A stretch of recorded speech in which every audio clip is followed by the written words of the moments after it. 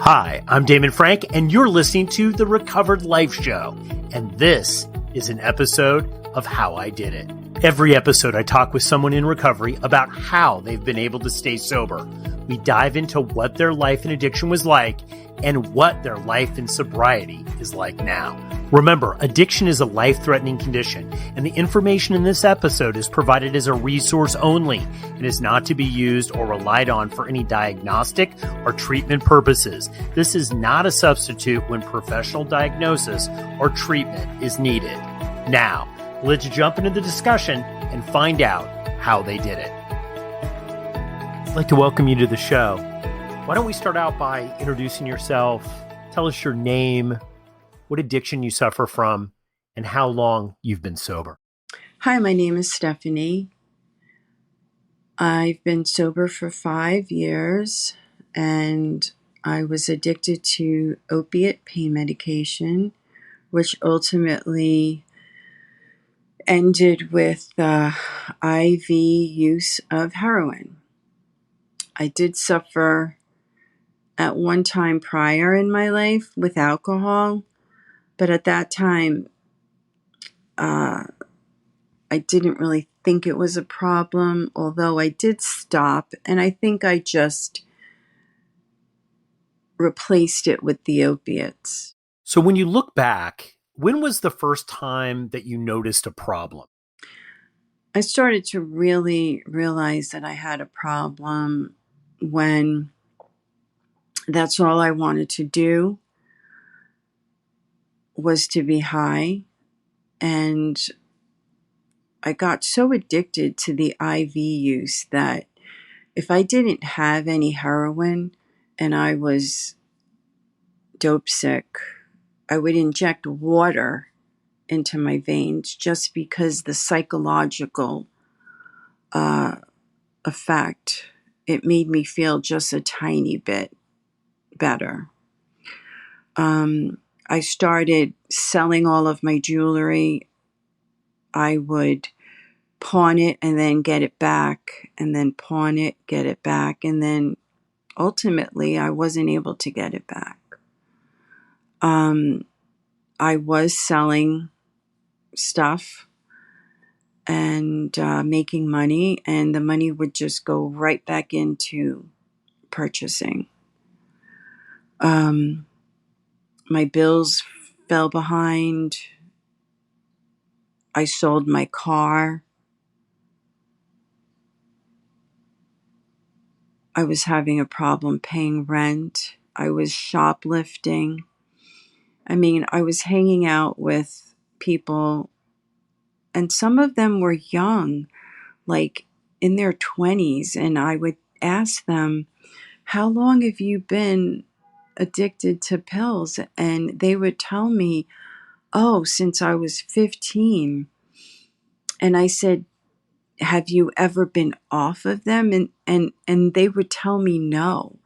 And I would say to myself, wow, like I had a life before. Like I had a good life before.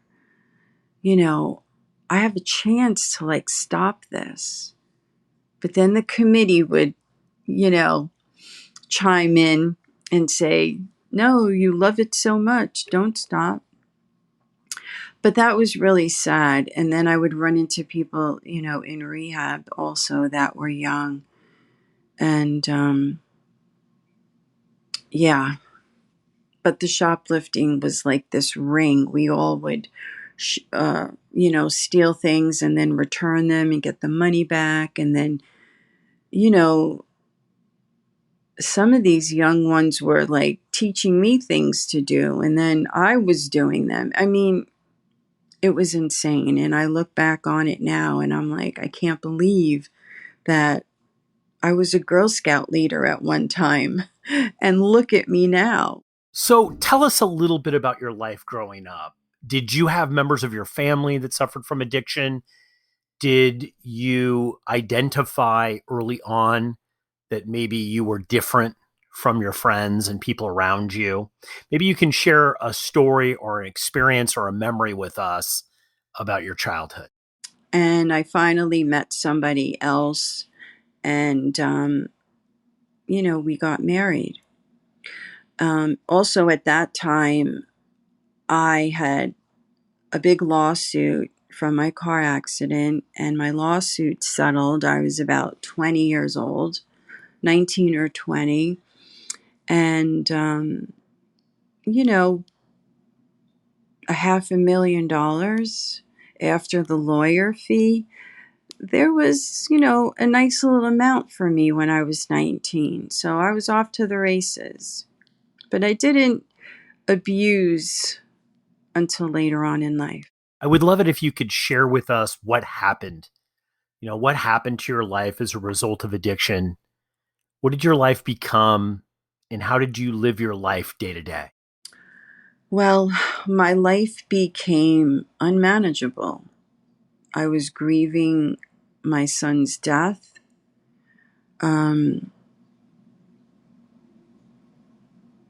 I found him in his room. He was inhaling nitrous oxide. And that was the end for me. I never had a problem with drugs with my son. And his friends told me that he wasn't a drug abuser. They had done these inhaling tanks at the music festivals, and he had only done it a couple of times, and he obviously liked to do it. I didn't know this, although I did see it in my car once, and he had told me that he sells them online because or he sells them to his friends because they use them on the cars to make the cars go faster. And I had said to him, I hope that you're not inhaling this. And he said, no, Mom, what are you crazy? Like, I remember that. He said, what are you crazy? He goes, no. He goes, my friends buy them for their cars. So I believed him because, he was always a good kid. I never had a problem. So from that day forward, I was already on pain medication, but I wasn't abusing it. But I started abusing it after his death. And my life became chaotic. The deeper that I got, the deeper the problems. I became, the pills weren't doing it anymore for me. And I started using heroin, and I was injecting.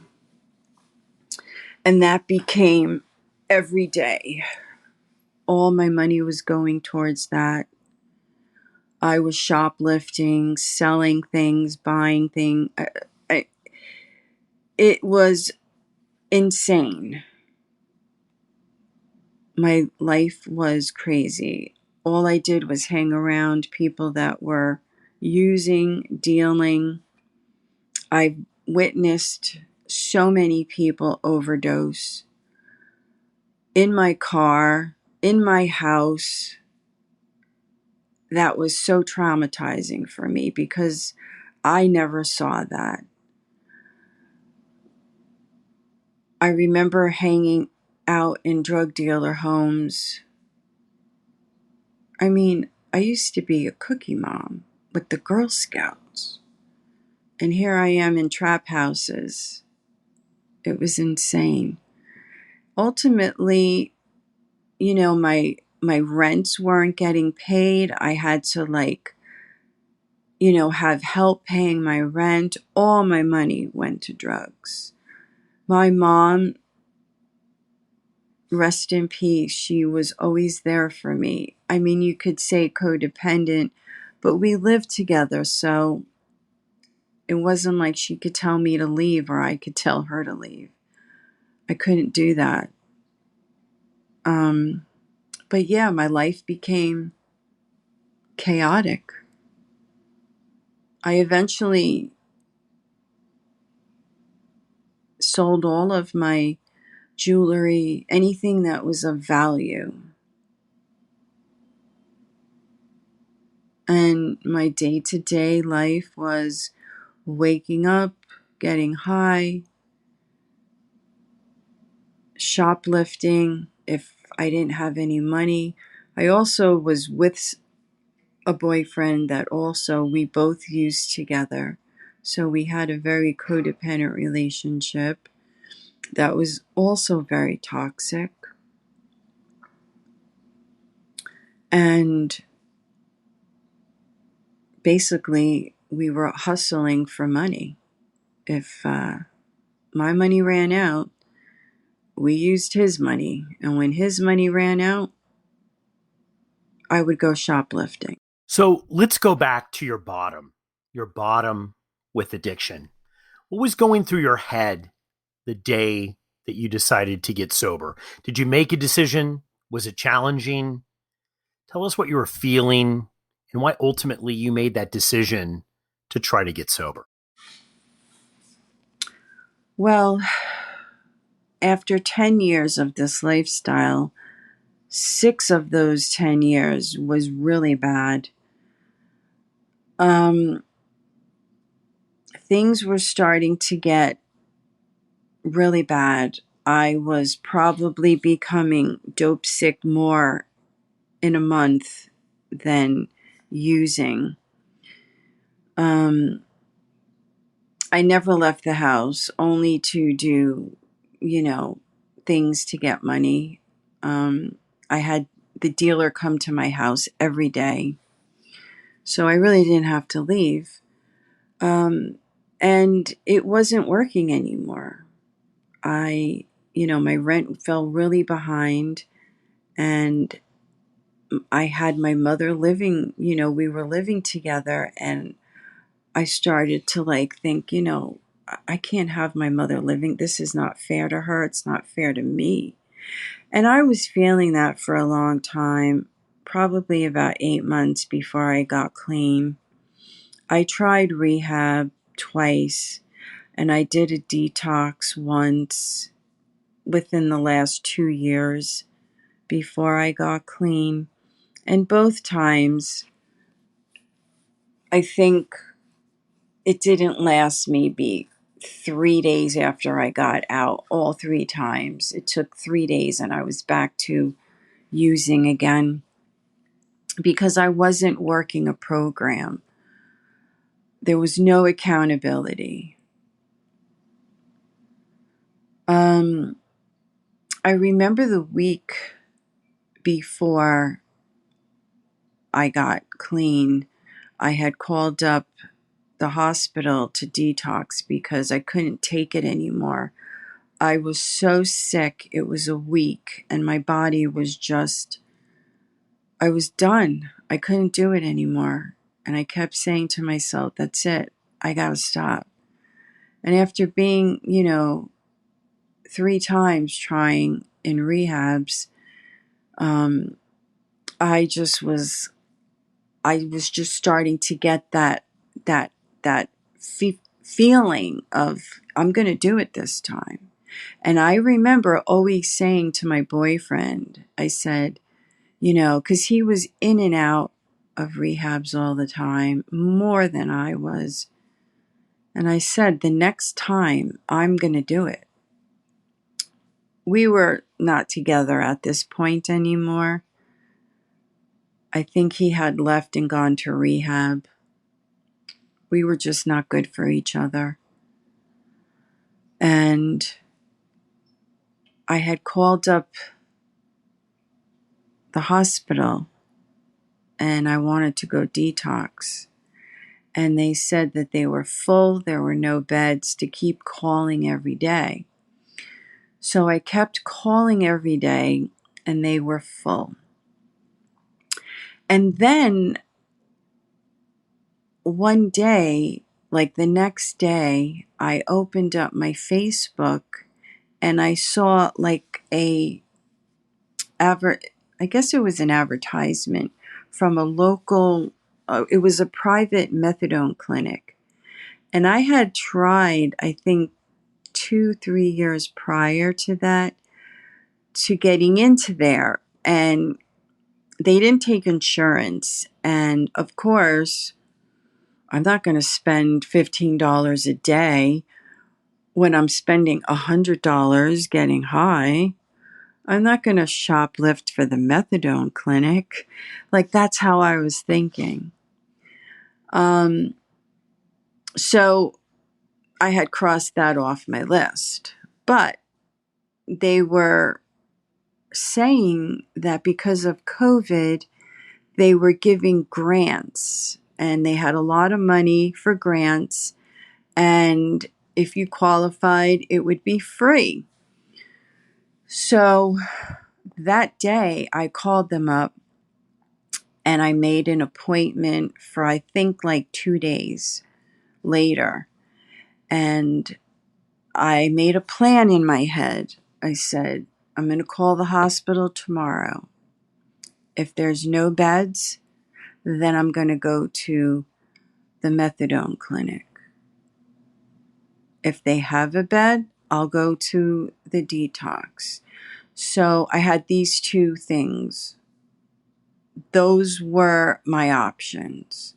I didn't have anybody help me. I was on my own making these decisions. So I went on the bus because I didn't have a car at this point, and I went to the hospital. And it was so ironic that the methadone clinic was right up the street from the hospital. So I went into the hospital and they said, there's no beds. So I took the bus, went right to the methadone clinic, and I started methadone. And I was really, I was scared the first day because I've been in withdrawals for like a week. And it was just, my psyche was just, I couldn't take it anymore. And what brought me to that also was I had called up my dealer and he had said, I had asked him, I said, please listen, I have no money, but you know that I'm good for it. You know, please, can you spot me something? He's like, yeah, okay. Because prior to that, he said no, he couldn't. And I was so annoyed because I was giving this man so much business and so much money. And I was like, how dare you not spot me? You've been doing it for like 7 years. So he came to my house and I was like, oh, thank God, I'm going to be able to feel better. And he gave me bunk. It was pure like garbage. It did nothing for me. So after that, I was like, this SOB, how dare he do that to me? I was so upset and so angry. You know, he's pulling up in a brand new Mercedes. I have no car. I'm giving this man all of my money. My fault, of course. And I'm like, that's it. This is done. No more. And that's when I said, I'm going to make these two choices. And whichever one works, that's what I'm going to do. After you decided to get sober, what did you do? What actions did you take? You know, I'd love it if you could discuss your first month of sobriety. What worked for you? What didn't? Well, the first day at the clinic, I spoke to the doctor. I was there for like 3 hours. And I felt so good when I was sitting there talking to the doctor. And he treated me with the utmost respect. And it made me feel good because I always felt like a piece of shit. And he explained to me the program, how it works. So that day, he started me on, I believe, 25 milligrams. And for the next 3 months, I was going every day. But the first 2 weeks, I think, were ultimately, it was my body adjusting to it. It definitely made things so much better. And after about 2 weeks, and I was going every single day, I was getting on the bus at 5 in the morning because you had to be there between 5 and 11. I was getting on the bus at 5 in the morning. It was still dark, and I was living in Florida at this time. Taking the bus. I had to take two buses to get there. So it took me about 45 minutes. And I would meet other people that were going there too on the bus. And I would say after 2 weeks of going every day, I started to really feel clear. The sky looked blue. The trees were green. Everything was starting to feel good and look good again. And I started to feel like I was reborn. And I loved the feeling. My mom was so proud of me. And she was so happy that she didn't have to see me suffering. And this was all during towards COVID, at the end of COVID, or almost to the end of COVID. And 3 months into it, now I was also going to meetings there because you had to do meetings at least once a week. You had to visit with your counselor once a week, and I had an awesome therapist. She was so good and amazing. She had a private practice on the side, and she was also working at the clinic full time. And I really owe a lot to her because she really made me feel so good about myself. And she would always tell me, Stephanie, you're doing so good. You're really doing good. I'm so proud of you. And just those words alone were so encouraging. And she really built my self-esteem back up because I really felt like a piece of shit. And at 3 months being in the clinic, she said to me, she goes, I have something for you. I said, okay. She says, how would you like just coming here once a month? I'm like, are you kidding me? She says, no. She says, your urines are always perfect. You never have a dirty urine. You come to every meeting. Every time I've asked you to come see me, you have. She says, you're like the models. She says, you're my model student. And I started to cry. And I started going once a month. And that basically is what I did at that moment. And then 2 years after of being sober, my mom, I had to call the ambulance on her, and she ultimately went to the hospital, and she never left the hospital. She passed away, and I stayed sober through that. And I know she was worried for me. She told the nurse, I'm worried about my daughter. So it was very bittersweet.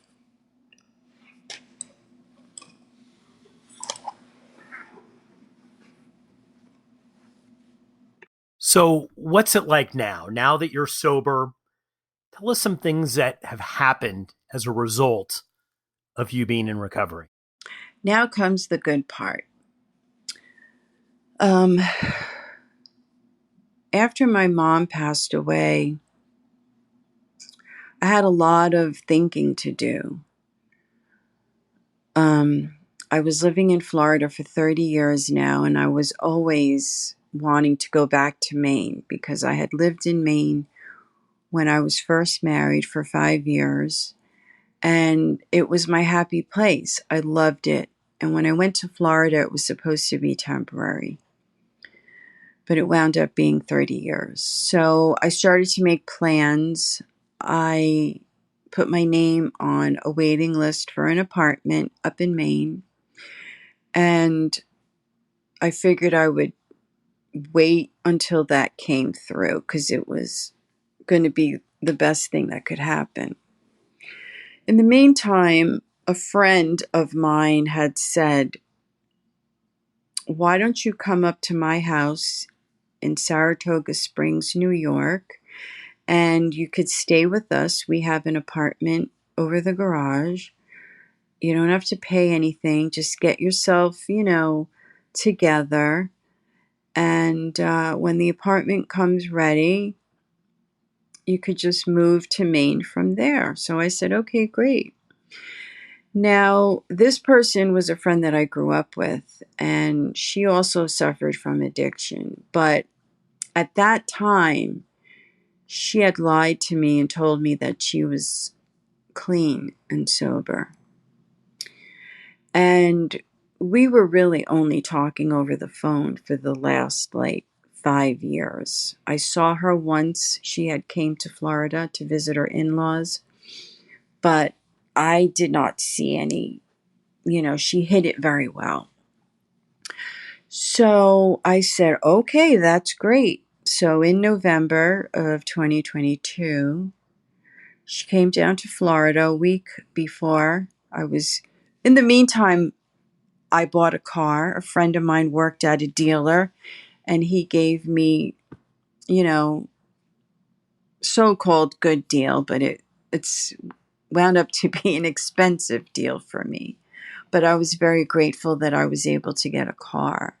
So the plan was to move up to Saratoga Springs and then to Maine when my apartment was ready. So when my friend came down to Florida, I started to notice things like behavior of drug use, and I started to get nervous. I was like, oh my God, what did I do? I packed up all my stuff. I told my landlord that I was leaving. Shit, I don't want to go to her house if she's using. So we had a little bit of an argument. I was packing up my car the day that we were supposed to drive up. And she, I think she might have been, urging for her shit, whatever she did. And she blew up at me because I wouldn't take her to the store. And by this point, we're packing my car and, it's late now because she was procrastinating, causing me to be late. It was just a shit show. And we get into an argument and she wound up leaving. And here I am sitting in my old house with suitcases and my 2 cats. And I had nowhere to go.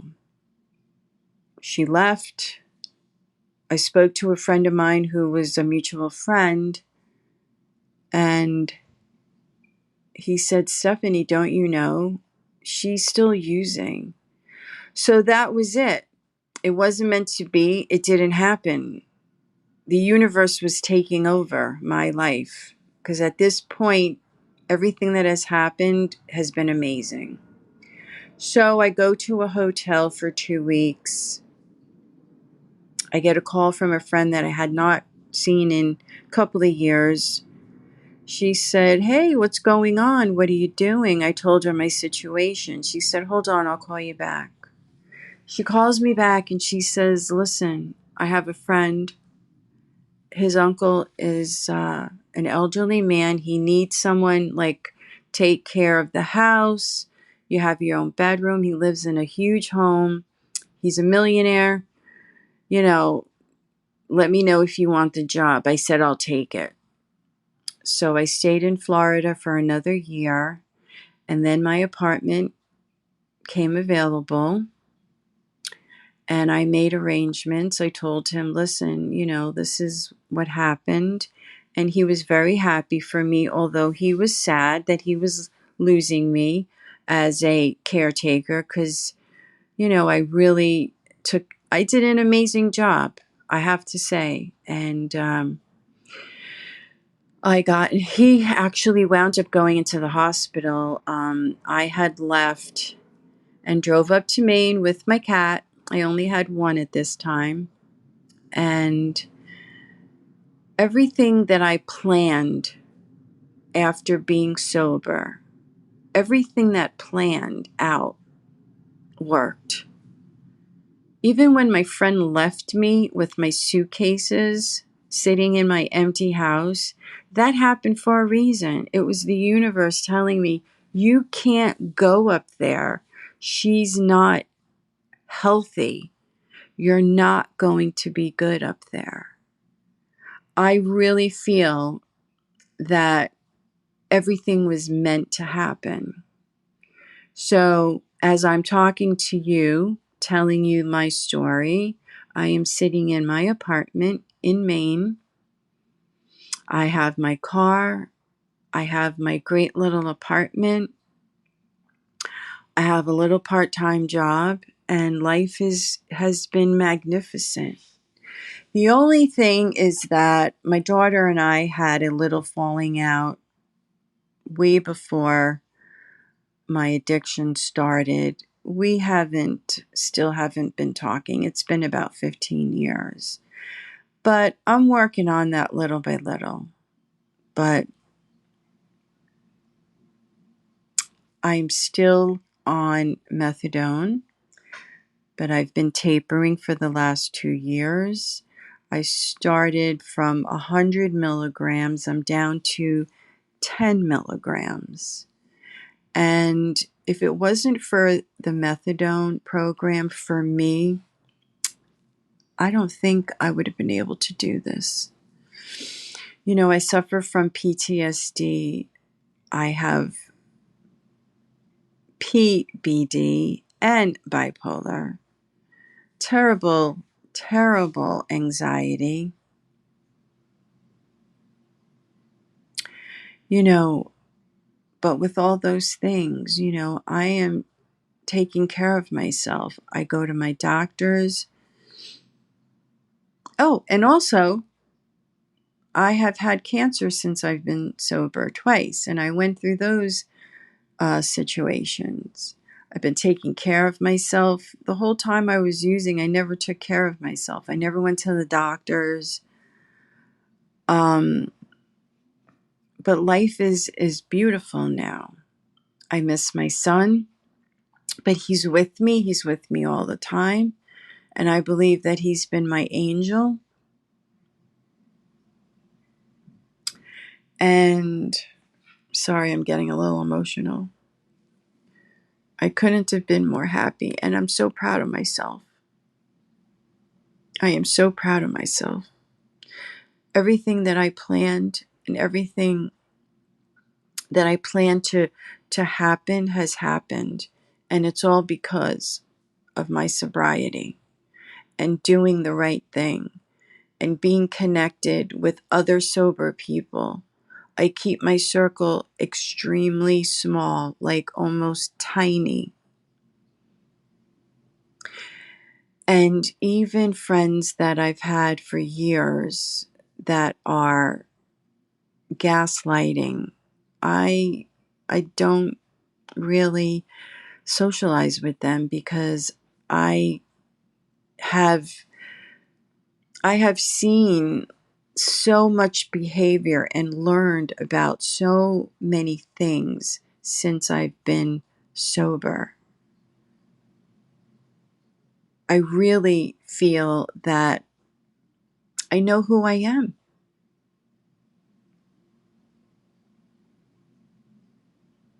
And it feels great. What would be your advice to someone that is deciding whether they should get sober?